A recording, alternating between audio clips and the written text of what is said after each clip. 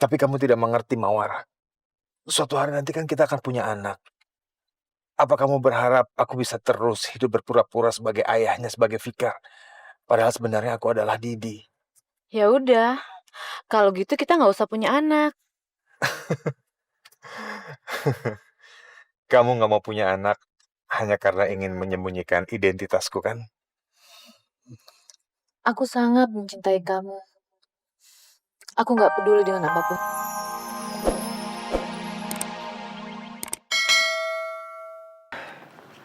Sudah berlalu, Gus. Ya, Ika. Papa sempat ragu. Tapi hari ini Papa bisa dengan bangga. Papa katakan, Papa bangga karena punya dua anak yang berbakti. Sekarang Papa ingin kalian mengambil alih semua. Papa ingin masing-masing dapat setengah bagian. Yang Papa harapkan kalian bisa jalankan dengan baik. Pak, ini tidak adil, Pak. Tidak adil, Pak. 50%. Apa kurang cukup? Papa tidak bisa kasih lebih, Gus. Pak, jangankan 50%. 5% aja Agus nggak mau. Agus nggak berhak, Pak. Papa sudah mengampuni Agus dan sudah kasih kesempatan. Itu sudah lebih dari cukup, Pak. Papa serahkan semua harta itu ke Fikar. Dan biar Agus kerja sama Papa.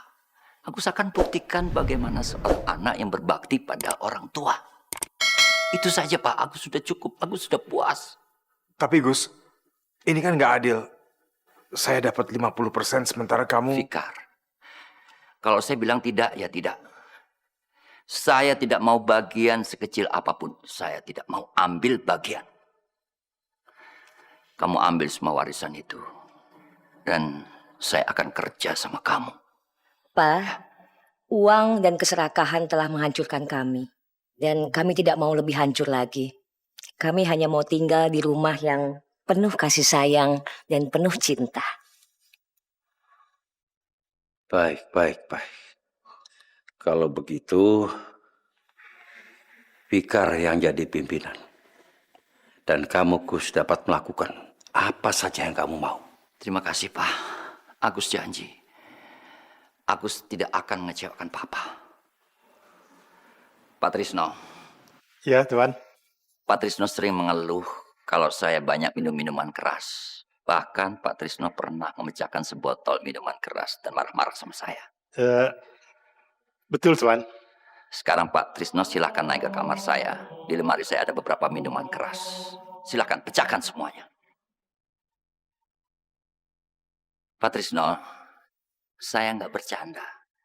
Saya akan senang sekali kalau Pak Trisno memecahkan semua botol minuman keras itu. Baik, Tuan.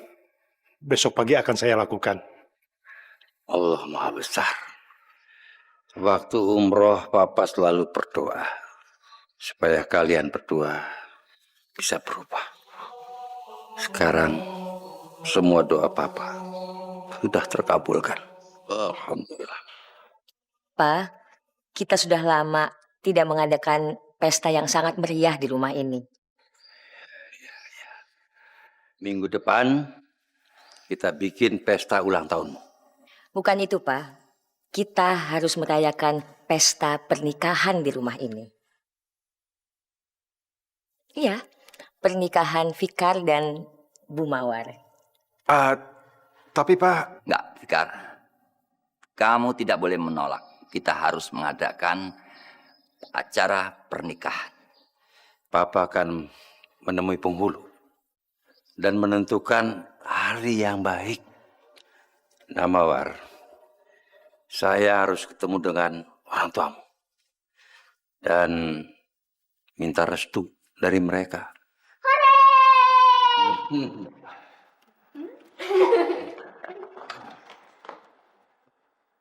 Halo? Halo, komisaris di sini? Iya, selamat sore Pak. Saya Fikar.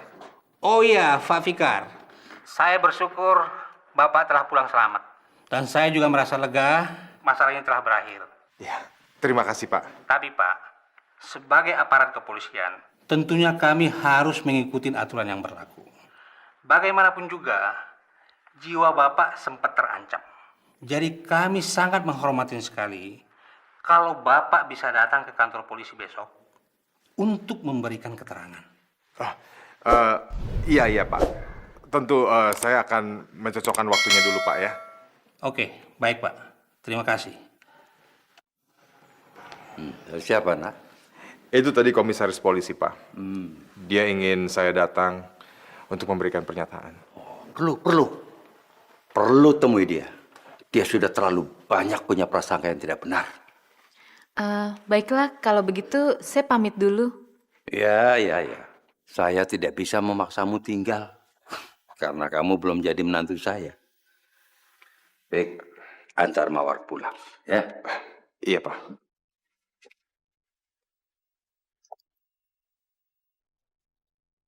Aku sudah berusaha mati-matian, tapi tetap saja tidak bisa membunuh si keparat itu. Tidak ada yang bisa membunuh dia. Tapi ini menyangkut harga diri. Aku sudah dibayar untuk kematiannya.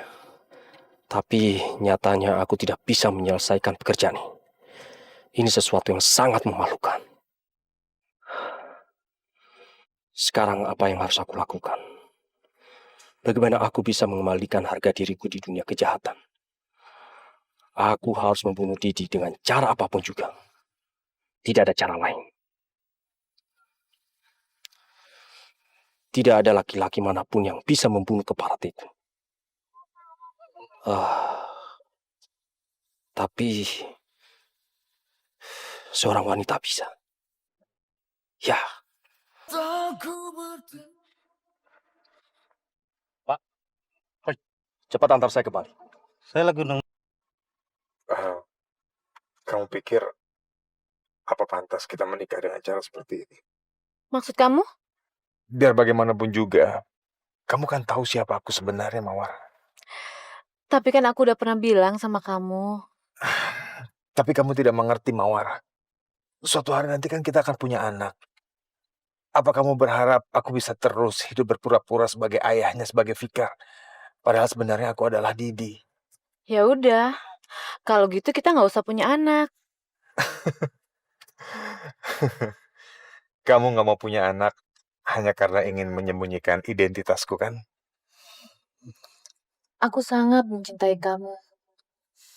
Aku nggak peduli dengan apapun juga. Apa kamu yakin? Ya, aku sangat yakin.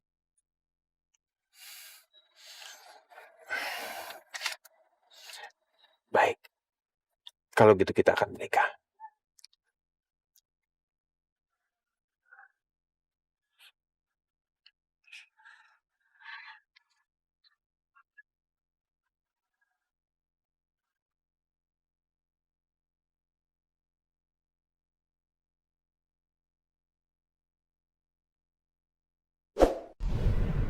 Pak, gua minta sedekahnya, Pak.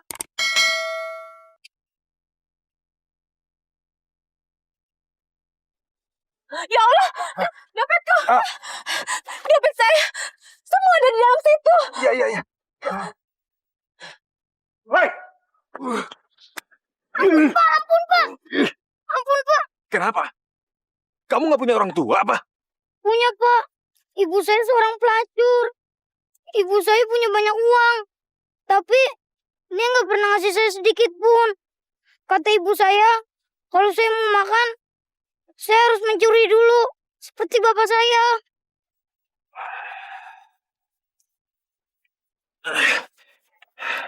Kamu itu terlalu dewasa untuk anak seukuran kamu. Bapak pasti dulu seorang pencuri ya? Kenapa kamu bilang begitu? Dari mata bapak. Mata bapak kecil tapi tajam. Seperti saya. Kata ibu saya, kalau orang yang matanya kecil tapi tajam, itu adalah seorang pencuri.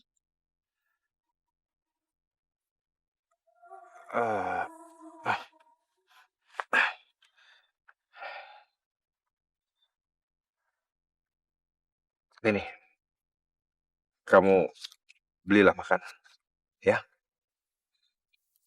Siapa nama kamu? Joni, Nama ibu kamu?